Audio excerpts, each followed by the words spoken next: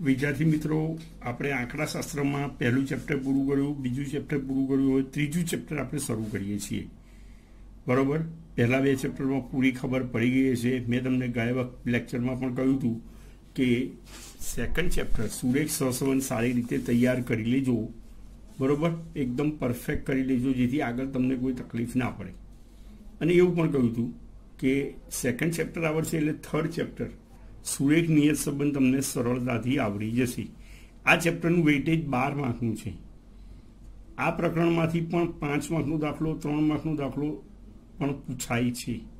એટલે 5 માર્કનો દાખલો પૂછાય છે એટલે આપણે એની અગત્યતા જોવી પડે. તદુપરાંત મેં એવું પણ તમને સમજાવ્યું હતું કે જો સેકન્ડ ચેપ્ટર આવડશે તો થર્ડ ચેપ્ટર સરળતાથી આવડી જશે. એટલે ચેપ્ટર સરળ છે, 5 માર્કનું દાખલાવાળું ચેપ્ટર છે. ટોટલ તો 12 માર્ક છે. બરોબર. હવે કઈ રીતે તમને સમજાવવામાં આવે છે એ તમે જુઓ કે સરળ પડે તમને. સુરેખ નિયત સંબંધ, સુરેખ સહસંબંધ બંને આમ તો જોડિયા શબ્દો ગયા, એટલે તો આપણે બંને ચેપ્ટર સાથે લીધા. સેકન્ડ પર થયું એટલે તરત થર્ડ લઈ લીધું. જ્યારે મેં સુરેખ સહસંબંધ ચાલુ કર્યું ત્યારે અમુક સહસંબંધિત ચલોના નામ લખ્યા હતા. જુઓ, જેમ કે કિંમત અને માંગ, આપણે યાદ જ છે દરેકને. આવક અને ખર્ચ, ઊંચાઈ અને વજન, મૂડીરોકાણ અને વળતર, વરસાદ અને પાક, માંગ અને કિંમત, સ્થળની ઊંચાઈ અને ઓક્સિજન. આ બંને ચલ એવા છે સહસંબંધિત ચલ છે. એટલે એક ચલની કિંમતમાં ફેરફાર થાય તો તેના લીધે બીજા ચલની કિંમતમાં પણ ફેરફાર થાય.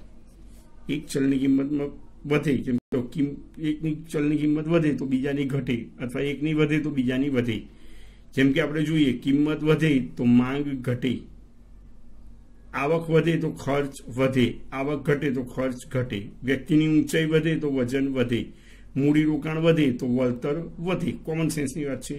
મૂડીરોકાણ ઘટે તો વળતર ઘટે. વરસાદ અને પાકમાં પણ એવું હોય છે. હવે આ બધા ચલ વચ્ચે કયા પ્રકારનો સંબંધ છે એ આપણે સહસંબંધના ચેપ્ટરમાં જોયું કે ધન સહસંબંધ છે, ઋણ સહસંબંધ છે, આ બધું આપણે શોધતા હતા. પણ સહસંબંધમાં એવું હતું આપણે બે ચલનો સહસંબંધ શોધી શકીએ, પણ એક ચલની કિંમત આપેલી હોય. આ પહેલો ચલ છે એને એક્સ કહેવાય, નિરપેક્ષ ચલ કહેવાય. બીજો વાય છે એને સાપેક્ષ ચલ કહેવાય, અથવા એક્સ એ સ્વતંત્ર ચલ કહેવાય, વાય એ આધારિત ચલ કહેવાય. એક્સ ચલની કિંમતમાં જો ફેરફાર થાય તો વાય ચલની કિંમતમાં ફેરફાર થાય. પણ એક્સ ચલની કિંમતમાં અમુક એકમનો ફેરફાર કરવાથી વાય ચલની કિંમતમાં કેટલો ફેરફાર થાય તે આપણે સહસંબંધમાં શોધી શકતા નહોતા. એટલે કે ભવિષ્યની કિંમતનું અનુમાન કરી શકતા નહોતા. જેમ કે માનો કોઈ એક વસ્તુની કિંમત 100 રૂપિયા હોય અને એની બજારમાં માંગ 100 એકમોની હોય. હવે વસ્તુની કિંમત 95 રૂપિયા કરવામાં આવે, મતલબ 5% ઘટાડવામાં આવે, તો માનો કે વસ્તુની માંગ 5% ઘટી જાય. પછી વસ્તુની કિંમત બીજા 5% ઘટાડવાના તો વસ્તુની માંગ પણ કિંમત વધારવામાં આવે. વસ્તુની કિંમત વધારવામાં આવે. પહેલી વખત 100 બોલે 95 ની 5% વધારીને 105 કિંમત કરીએ તો માંગ 5% ઘટી જાય. બીજા 5% કિંમત વધારે તો બીજા 5% ઘટી જાય. પણ આવી રીતે તો નિયમિત તો થાય નહીં. તો આપણે એ માટે વિચાર્યું જો કિંમતમાં અમુક વધારો કરવામાં આવે તો માંગમાં કેટલો ઘટાડો થશે એ શોધવા માટે નિયત સંબંધનો ઉપયોગ કરવામાં આવે છે. વ્યક્તિની આવક અને ખર્ચ.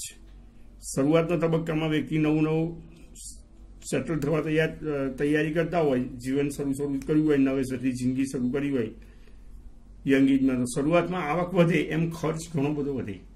ઘરમાં કંઈક લાવવાનું હોય, વસ્તુઓ લાવવાની હોય, બીજી બધી જરૂરિયાતો હોય.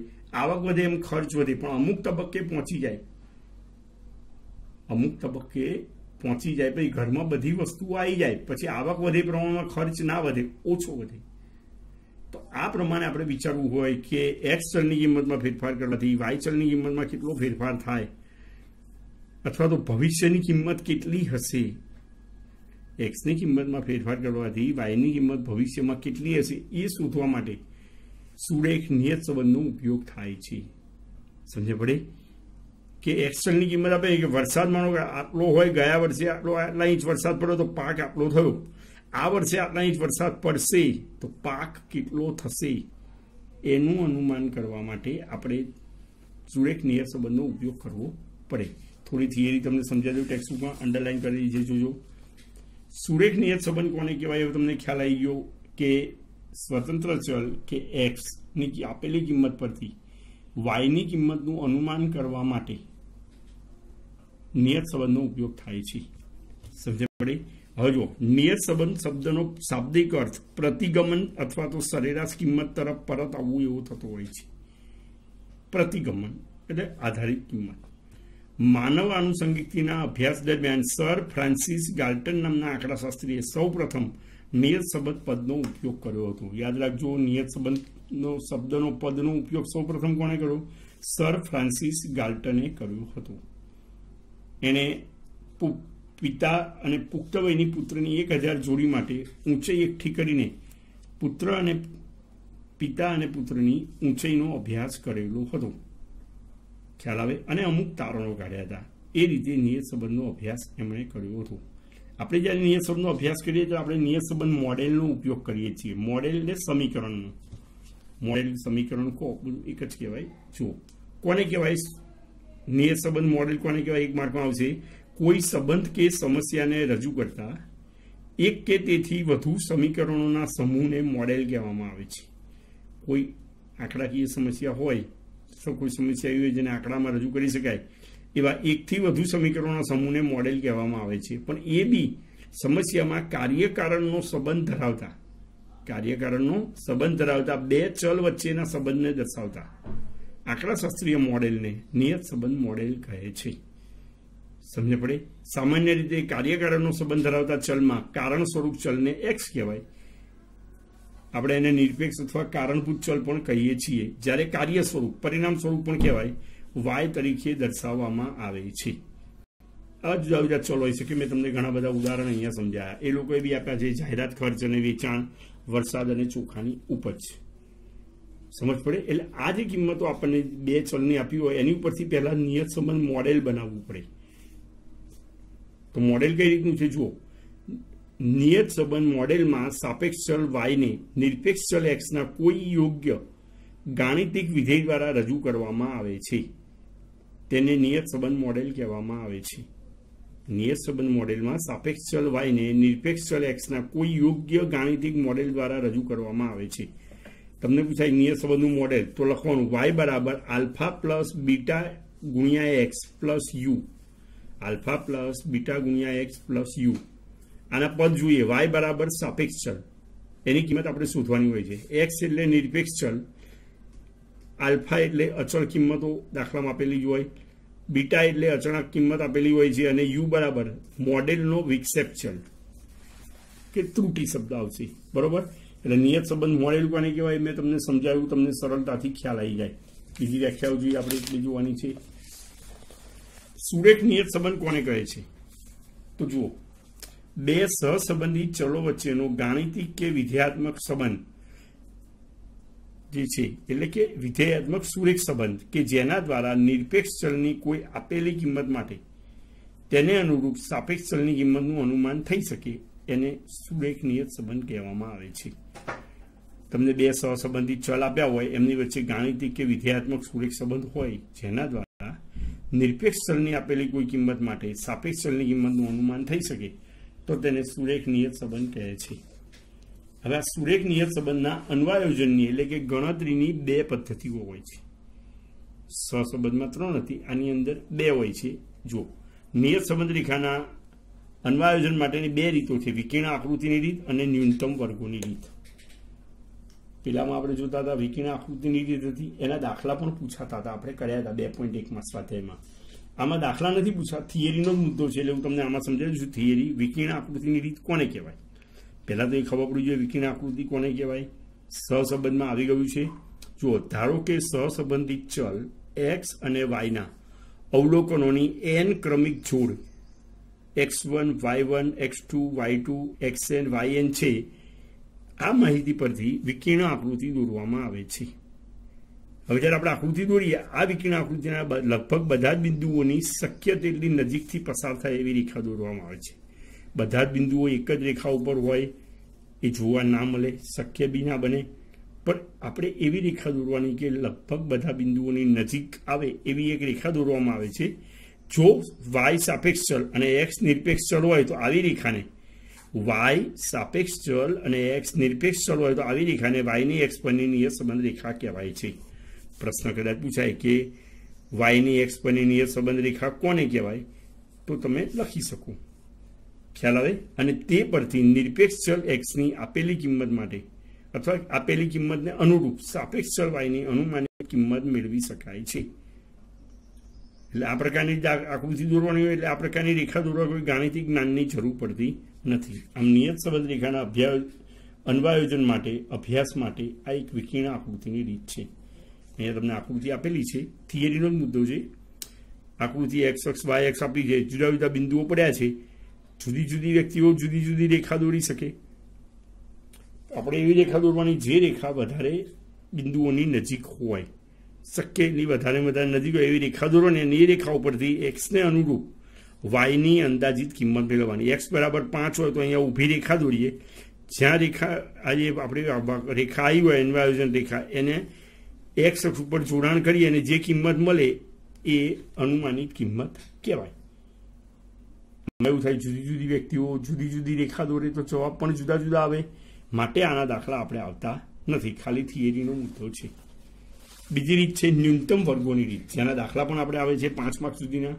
ન્યૂનતમ વર્ગોની રીત કોને કહેવાય, તો જુઓ, જો એક્સ અને વાય વચ્ચેના સુરેખ નિયત સંબંધને દર્શાવતી શ્રેષ્ઠ રેખાનું સમીકરણ, આમાં આપણે પેલું મોડેલ હતું, મોડેલ હોય એટલે a plus alpha into beta plus you લખવાનું। જો એક્સ અને વાય વચ્ચેના સુરેખ નિયત સંબંધને દર્શાવતી શ્રેષ્ઠ રેખાનું સમીકરણ વાય કેપ બરાબર a પ્લસ બી ગુણ્યા એક્સ હોય, a પ્લસ બી એક્સ બોલીએ તો પણ ચાલે। આ સમીકરણ ઉપર આપણે બધા દાખલા ગણવાના છે। વાય કેપ બરાબર a plus B into X, તો આ રેખાના અચળાંકો a અને b અચળ કિંમત હોય, ન્યૂનતમ વર્ગોની રીતથી નીચે મુજબ મેળવી શકાય છે। એટલે એના માટે પહેલા આપણે સમીકરણ બનાવવું પડે, વાયની એક્સ પરની નિયત સંબંધ રેખાનું સમીકરણ એવું લખવાનું, વાય કેપ બરાબર a plus B into X, પછી એની કિંમત મેળવવાની, બીની કિંમત મેળવવાની અને પછી અનુમાનિત કિંમત મેળવવાની હોય। એ રીતે આમાં દાખલા ગણવાના હોય છે, સમજે પડે। આપણે સીધા દાખલા શરૂ કરી દઈએ, બરોબર। ચલો ટેક્સ્ટબુકમાં જુઓ તમે, સ્વાધ્યાય 124 નંબરના પાના ઉપર સ્વાધ્યાય 3.1 છે।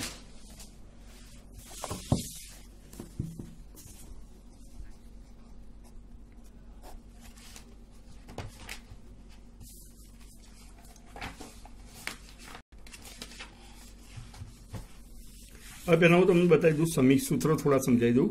જ્યારે આપણે વાયની એક્સ પરની નિયત સંબંધ રેખાનું સમીકરણ દાખલો ગણીએ એટલે પહેલાં લખવું પડે વાયની એક્સ પરની, શોર્ટમાં લખશો તો ચાલશે, નિયત સંબંધ રેખાનું સમીકરણ વાય કેપ બરાબર, એટલે વાય કેપ એટલે આ કેપ બોલાય આને, વાય કેપ એટલે વાયની અંદાજિત કિંમત બરાબર a plus B into X, B ગુણ્યા એક્સ। હવે એના માટે તમારે પહેલાં બી શોધવાનું, એ શોધવાનું અને પછી સમીકરણો બને। હવે બી શોધવા માટે એવું છે, 3 પ્રકારના સૂત્રો 3 સંજોગો પ્રમાણે છે। જેમ સહસંબંધમાં હતું કે જો બંને ચલના મધ્યક પૂર્ણાંક મળે તો સૂત્ર કયું આવે, જો બંને ચલના મધ્યક પોઈન્ટમાં મળે તો સૂત્ર કયું આવે, અને અવલોકનો મોટા હોય મધ્યક પોઈન્ટમાં કે પૂર્ણાંકમાં આવે અને વિશિષ્ટ હોય તો એના માટે જુદા જુદા સૂત્રો છે। હવે જો આ બી માટે જો બંને ચલના મધ્યક પૂર્ણાંક આવે, હું અહીંયા લખું જ છું, બંને ચલના મધ્યક પૂર્ણાંક આવે તો બીનું સૂત્ર છે sigma x minus x bar, સહસંબંધ જેવું જ છે, વાય માઇનસ વાય બાર છેદમાં સિગ્મા એક્સ માઇનસ એક્સ બારનો સ્ક્વેર। પેલું આપણે વર્ગમૂળમાં કરતા હતા સિગ્મા એક્સ માઇનસ એક્સ બારનો સ્ક્વેર, અને બીજા વર્ગમૂળમાં વાય માઇનસ વાય બારનો સ્ક્વેર, એવું નહીં કરવાનું। આટલું સૂત્ર ઉપરનું તો એનું, નીચે પહેલાનું વર્ગમૂળ નીકળી જાય, બીજું લખવાનું જ નહીં, ખ્યાલ આવી જાય। એટલે જ મેં કહ્યું હતું સહસંબંધ આવડે તો નિયત સંબંધ આવડી જાય। પછી બીજા સંજોગો પ્રમાણે લખીએ, બંને ચલના કે એક ચલના ગમે તે સમજો, બરોબર, મધ્યક દશાંશ હોય અને ચલ કિંમતો નાની હોય ત્યારે બી બરાબર એન સિગ્મા એક્સ વાય પેલાના જેવું જ સિગ્મા એક્સ સિગ્મા વાય નીચે પેલું પહેલા વર્ગમૂળમાં લખતા તે વર્ગમૂળને સીધું લખી નાખવાનું N sigma X square sigma એક્સનો હોલ સ્ક્વેર. બોલો છે ને સરળ. અને ત્રીજો સંજોગ અવલોકનો મોટા હોય મધ્યક પોઈન્ટમાં હોય બરોબર મધ્યક દશાંશ હોય અવલોકનો મોટા કે વિશિષ્ટ હોય ત્યારે તો આપણે એમાં બી બરાબર ઉપર તો એનું એ યુવી વાળું આવવાનું છે N sigma U V sigma U sigma V નીચે પહેલા વર્ગમૂળમાં N sigma U square sigma યુનો હોલ સ્ક્વેર. આ રીતે સંજોગો પ્રમાણે બી શોધી લેવાનું. એટલે પહેલા તો મધ્યક શોધીએ. જો મધ્યક પૂર્ણાંક આવે તો આ પહેલું સૂત્ર આવશે.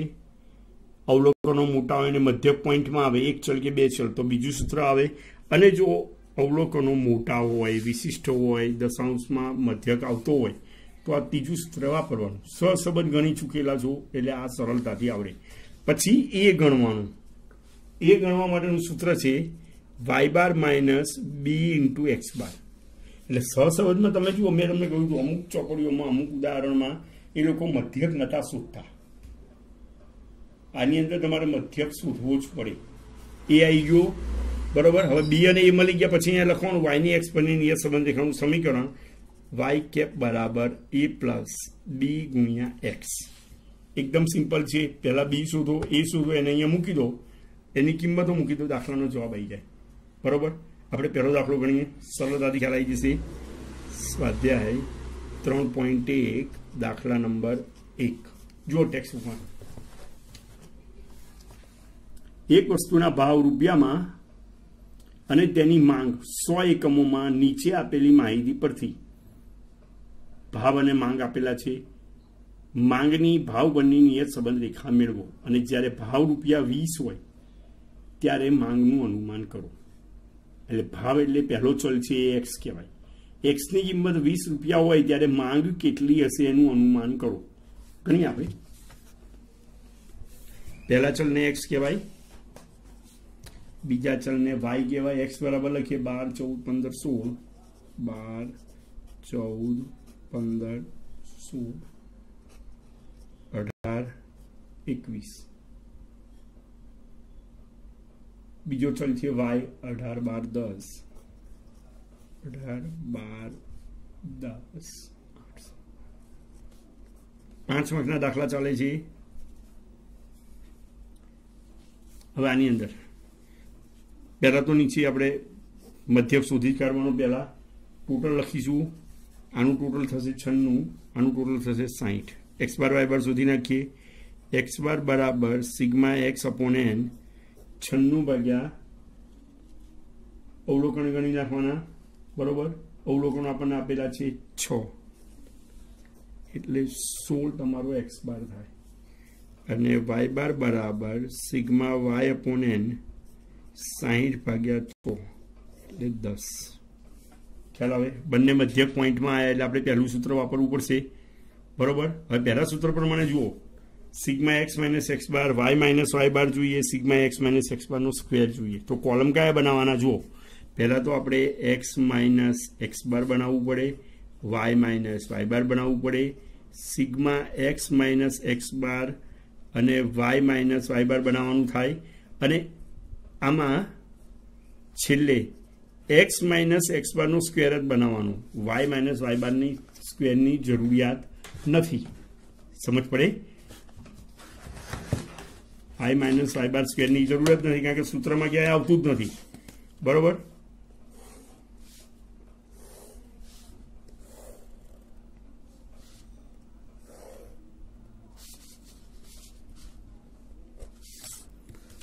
હવે આપણે ગણીએ.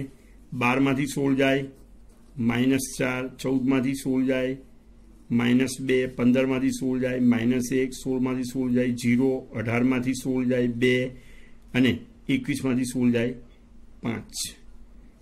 પેલાની જેમ જ આપણને ખબર છે x માઇનસ x બારનો સરવાળો હંમેશા 0 જ થાય. પ્લસ નંબર 5 ને 2 7, માઇનસ નંબર બી 7.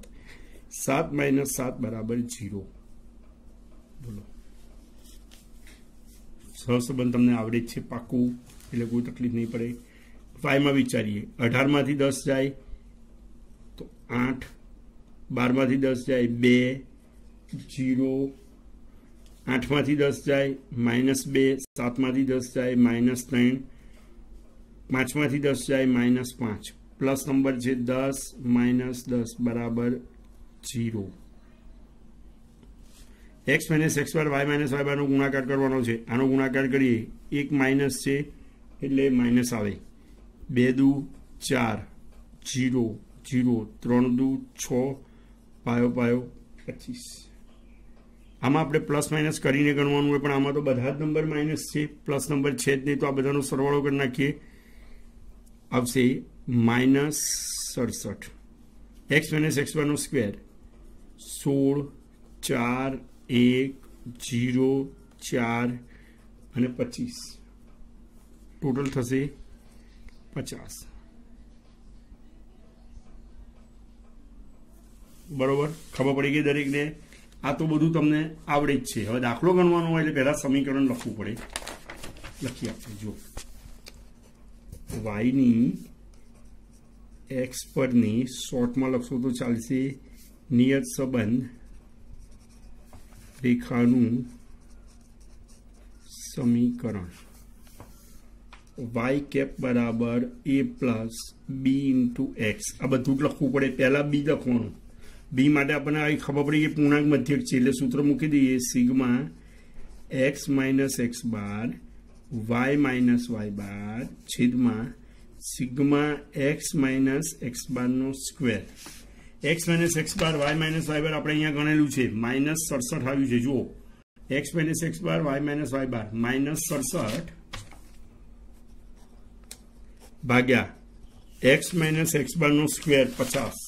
જુઓ, sigma x minus x bar Y minus Y બારનો ગુણાકાર આવ્યો -67, એક્સ માઇનસ એક્સ બારનો સ્ક્વેર આવ્યો 50. સાદું લખી દઈએ. એ ભાગાકારમાં એક માઇનસ છે એટલે માઇનસ આવે 1.34. આ તમારો બી આવ્યો. અહીંયા જોઈએ આપણે. હવે એ શોધવાનો છે, તો એનું સૂત્ર મેં હમણાં તમને શરૂઆતમાં બતાવ્યું હતું, વાય બાર માઇનસ બી ઇન્ટુ એક્સ બાર. આ તો દરેક સંજોગોમાં કોઈ પણ સૂત્ર હોય એનું સૂત્ર તો સેમ રહેવાનું છે. વાય બાર આપણે જોઈએ કેટલો આપેલો છે, વાય બાર છે 10, એક્સ બાર છે 16. વાય બાર 10 છે, એક્સ બાર 16 છે. લખીએ અહીંયા 10 માઇનસ -1.34 અને એક્સ બાર 16. માઇનસ હોય તો કાઉન્સમાં મૂકવાનું એટલે બહુ તકલીફ પડે નહીં. બરોબર, હવે આપણે જોઈએ 10, આ બેનો ગુણાકાર કરીએ, માઇનસ માઇનસ પ્લસ થઈ જાય. આ બેનો ગુણાકાર કરીએ એટલે માઇનસ માઇનસ પ્લસ થઈ જાય. 1.34 ગુણ્યા 16 કરીએ 21.44 આવે અને જવાબ તમારો આવે 31.44. ખ્યાલ આવે? હવે સમીકરણ આપણે ઉપર લખેલું છે. અહીંયા ના લખ્યું હોય તમે તો અહીંયા પહેલામાં તમે સ્ટાર્ટિંગ બી થી એ થી કર્યું, બી લખ્યો એ લખ્યો, તો પછી અહીંયા આ સૂત્ર લખવું પડે. વાયની એક્સ પરની નિયત સંબંધ રેખાનું સમીકરણ પહેલાં લખેલું છે એટલે ચાલે. એટલે હવે ડાયરેક્ટ મૂકી દઈએ, વાય બાર બરાબર a plus B into X. A બરાબર 31.44 માઇનસ 1.34 ગુણ્યા એક્સ. આ સુરેખ નિયત સંબંધ રેખાનું સમીકરણ આપણે બનાવ્યું. તમને કીધું વાયની એક્સ પરની નિયત સંબંધ રેખાનું સમીકરણ બનાવો તો આ બની ગયું. અને અનુમાન કરવાનું કીધું હોય, જેમ કે જો પ્રશ્નમાં હવે જુઓ કહેલું છે તમને, જ્યારે ભાવ 20 રૂપિયા હોય, ભાવ એટલે એક્સ, પેલો એક્સ કહેવાય, એક્સ 20 રૂપિયા હોય ત્યારે માંગનું અનુમાન મેળવો. તો આપણે અહીંયા લખીએ હવે કે કૌંસમાં એક્સ બરાબર 20 રૂપિયા, એને કહેલું છે ભાવ છે એટલે રૂપિયામાં કહેવાય મૂકતા. હવે જુઓ 31.44 માઇનસ 1.34 ગુણ્યા 20. 31.44 માઇનસ આ બેનો ગુણાકાર કરવાનો થાય 26.8 આવે. એટલે બાદબાકી કરો એટલે 4.64 થાય.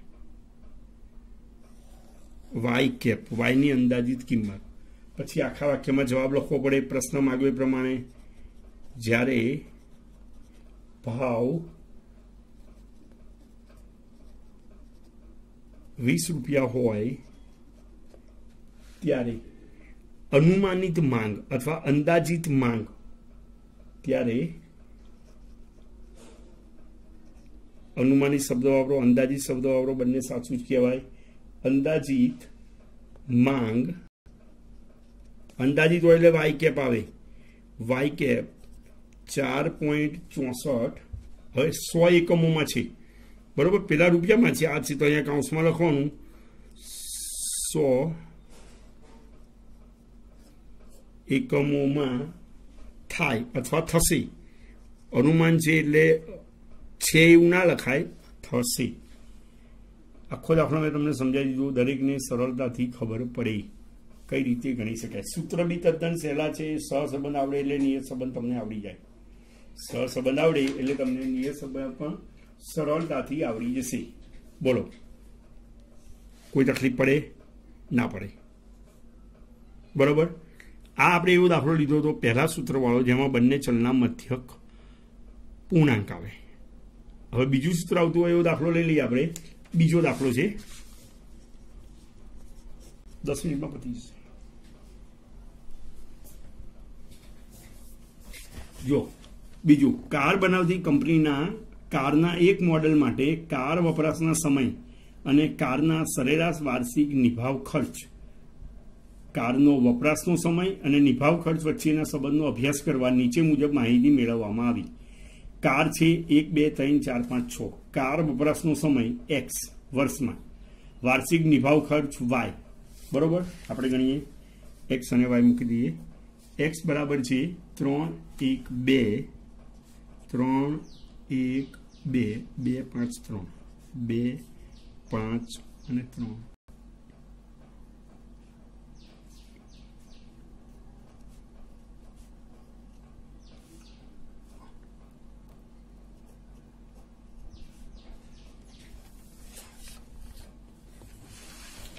મેં તમને કહ્યું છે આમાં મધ્યક શોધવો કમ્પલસરી છે, એટલે મધ્યક શોધી લેવાનો. પહેલાં ટોટલ કરી લઈએ આપણે.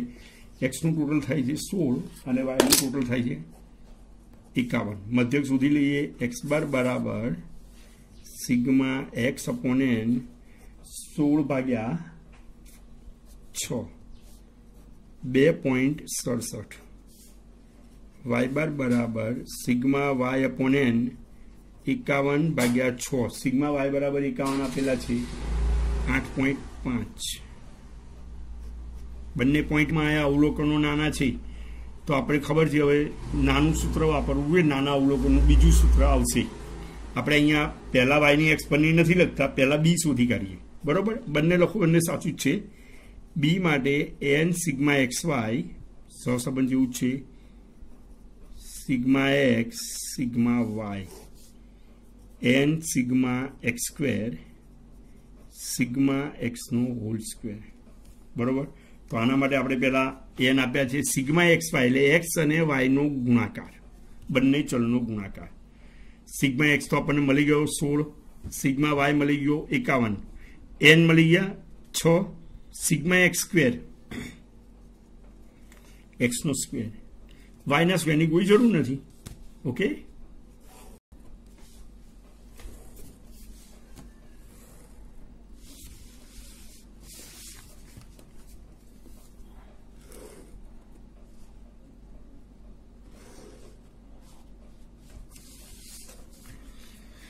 કિંમત બનાવીએ. એક્સ અને વાયનો ગુણાકાર કરીએ.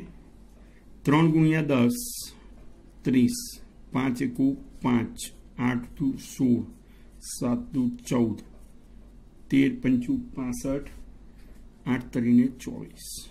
પછી ટોટલ કરી નાખીએ. હવે એક્સ સ્ક્વેર, એક્સનો સ્ક્વેર 3નો સ્ક્વેર 9, દરેકને ખબર પડે 1 4 4 25 અને 9. માટે જ મેં તમને સહસંબંધમાં વધારે ને વધારે પ્રેક્ટિસ કરાવી હતી. પેપર પણ મોકલ્યું હતું કે સહસંબંધ તૈયાર કરશો તો આમાં કોઈ તકલીફ નહીં પડે. ટોટલ કરીએ આપણે. સિગ્મા એક્સ વાયનું ટોટલ થશે 154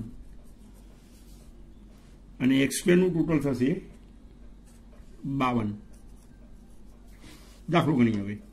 n બરાબર 6 ગુણ્યા સિગ્મા xy આપણા મળ્યા 154, સિગ્મા x બરાબર 16, સિગ્મા y બરાબર 51, 6 ગુણ્યા sigma x square 52 minus sigma x છે આપણો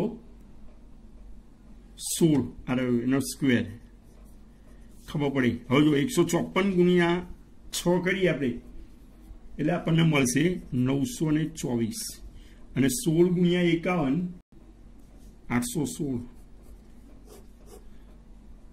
6 ગુણ્યા 52 312 અને 16 નો વર્ગ થશે 256. 924 માંથી 816 જાય 108 વધે અને 312 માંથી 256 જાય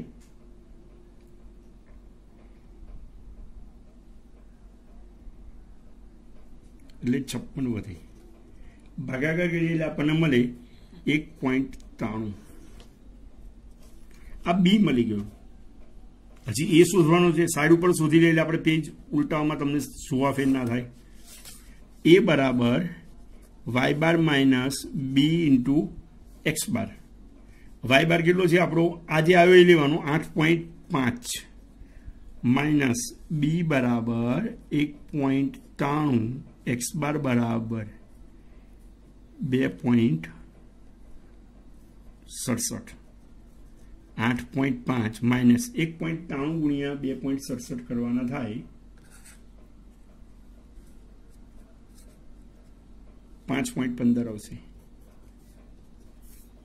બાદ બાકી કરીએ 3.35. ખ્યાલ આવ્યો? પહેલા બી શોધ્યું, એ શોધ્યું. હવે આપણે સમીકરણ લખવાનું, કારણ કે પહેલા નથી લખેલું. આપણે ગમે તે પદ્ધતિઓ આપણું બંને ચાલુ સાચું જ કહેવાય. હવે અહીંયા લખીએ આપણે વાયની એક્સ પરની આખું લખીએ આપણે નિયત સંબંધ રેખાનું સમીકરણ વાય કેપ બરાબર એ plus B into X. A બરાબર આપણે અહીંયા ગણેલું છે પાછળ 3.35. ખ્યાલ આવે? પ્લસ બી બરાબર 1.93 આપણે કિંમત શોધેલી છે, 5 વાટના દાખલા ચાલે છે, ગુણ્યા એક્સ. આ સમીકરણ આવી ગયું. હવે અનુમાન કરવાનું છે તો એને લખ્યું છે જ્યારે નીચે આ પરથી વાયની એક્સ પરની નિયત સંબંધ રેખાનો મેળવો જ્યારે કાર વપરાશનો સમય 5 વર્ષ હોય ત્યારે વાર્ષિક નિભાવ ખર્ચનું અનુમાન અને તેની ત્રુટિ મેળવો. તો પહેલા નિભાવ ખર્ચનું અનુમાન મેળવીએ આપણે. તો અહીંયા લખીએ હવે એક્સ બરાબર 5 વર્ષ લેતા તો 3.35 પ્લસ 1.93 અને 5. 3.35 પ્લસ 1.93 ગુણ્યા 5 કરીશું આપણે 9.65. આનો સરવાળો કરી દઈશું એટલે આવશે 13. આ તમારો વાય કેપ કહેવાય. પછી લખવાનું પાછું આખા વાક્યમાં તો અડધો માર્ક એનો કપાઈ જાય છે. જ્યારે કાર વપરાશનો સમય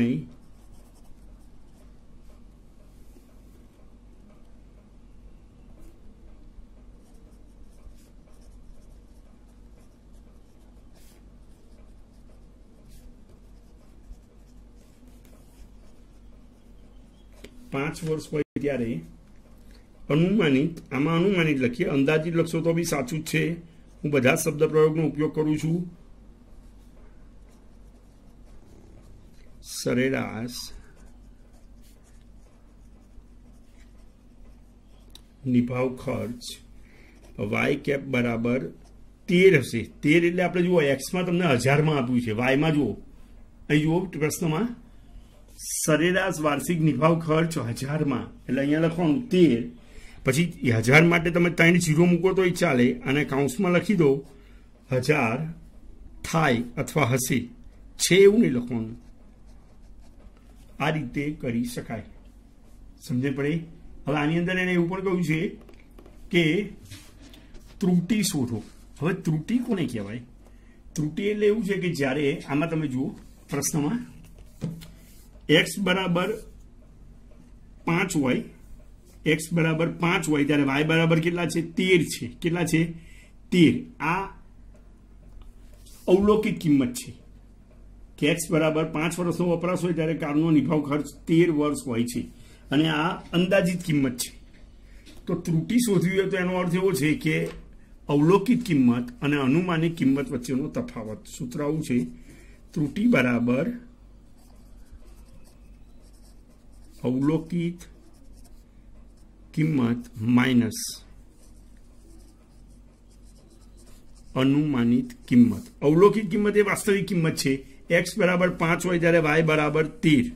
આપણી અંદાજિત કિંમત પણ એટલી જ આવી છે, વધારે ઓછી બી આવી છે કે 12.5 બી આવે કે 13.15 બી આવે, એટલે 0. એટલે ત્રુટિ કેટલી છે? 0 છે. જે વાસ્તવિક પરિસ્થિતિમાં એ પ્રમાણે જ આપણો અંદાજ આવ્યો છે. બોલો, દરેકને ખ્યાલ આવી જાય?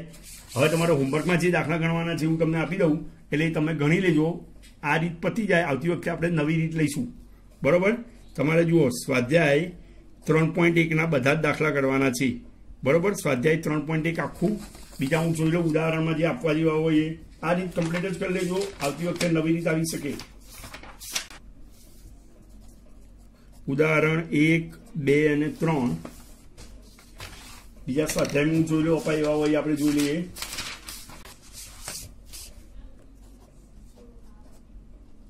વિભાગીમાં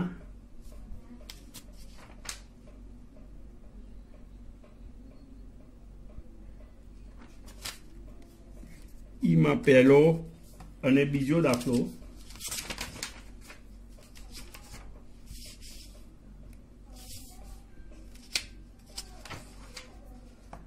હા બસ આટલા હોમવર્કમાં દાખલા તમારે કરવાના છે.